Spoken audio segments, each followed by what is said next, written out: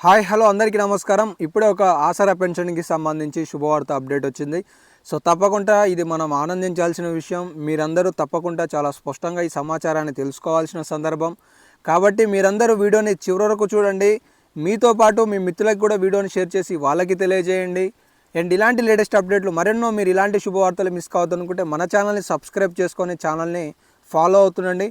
And మీకు ఇలాంటి సమాచారాలు అందిస్తున్నాను కాబట్టి సపోర్ట్ కోసం ఈ వీడియోని ఒక లైక్ చేస్తారని కూడా ఆశిస్తున్నానండి. ఇక మనం చూసుకున్నట్లయితే కొత్త ఆసరా పెన్షన్ ఏదైతే చేయూత పెన్షన్ అనే పథకంతో రాష్ట్ర ప్రభుత్వం ఈరోజు అధికారం చేపట్టిందో 4016లో 6016 దీనికి సంబంధించి ఒక చర్చలో ఒక భాగమైన ఒక ప్రకటన వచ్చింది. ఇక్కడ చూసుకున్నట్లయితే పెన్షన్లకు 22,000 కోట్ల కేటాయించండి అని చెప్పేసి అంటే సీతక్క గారు రాష్ట్ర ప్రభుత్వాన్ని కోరారనే సమాచారాన్ని చూసుకోవచ్చు అనమాట.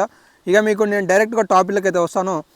ఆసరా పెన్షన్ పథకం కింద 12,000 కోట్ల రూపాయలు ఇప్పటివరకు ఇస్తున్నారు. అయితే ఏదైతే రాష్ట్ర ప్రభుత్వం ఆసరా పెన్షన్ కింద చేయూత పథకం అని చెప్పి చెప్పిందో ఇక్కడ చూసుకున్నట్లయితే దివ్యాంగులు, వితంతువులు, ఇతర వర్గాల వారికి పెన్షన్ రెట్టింపు హామీ అమలుకు ఈ కేటాయింపులను 22,000 కోట్లకు పెంచాలి అని చెప్పేసి ఇది ఒక ప్రతిపాదన.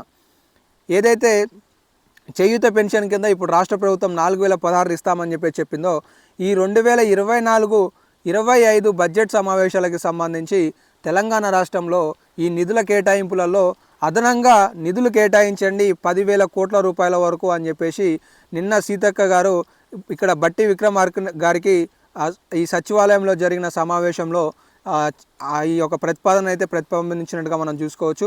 సో ఇది ఒక సూపర్ గుడ్ న్యూస్ అప్డేట్. ఎందుకంటే మరికొన్ని రోజులలో ముహూర్తం ఖరారు కానున్నట్టుగా తెలుస్తుంది.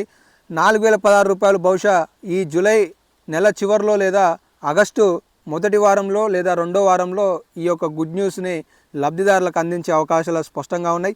కాబట్టి ఖచ్చితంగా జూలై మాసం చివరిలో లేదా ఆగస్టులో చాలామందికి ఇది ఒక మంచి లబ్ధి చేకూరే అవకాశాలు అయితే ఉన్నాయి. ఇదే సమాచారాన్ని మీ తోటి మిత్రులకు షేర్ చేయండి. మరో 10,000 కోట్ల రూపాయలు ఈ బడ్జెట్ ప్రత్యేకంగా కేటాయించబోతున్నాయి నిధులు. ఇవన్నీ 4,016 రూపాయలు 6,016 రూపాయలు లబ్ధిదారులకు అందించే విధంగా రాష్ట్ర ప్రభుత్వం కూడా ఈ యొక్క అంశంపై ముహూర్తం ఖరారు చేసే విధంగా ఉన్నదనేది కూడా స్పష్టంగా చూసుకోవచ్చు. ఇవి లేటెస్ట్ అప్డేట్స్. మరిన్ని లేటెస్ట్ అప్డేట్స్ కోసం ఫాలో అవుతుండండి.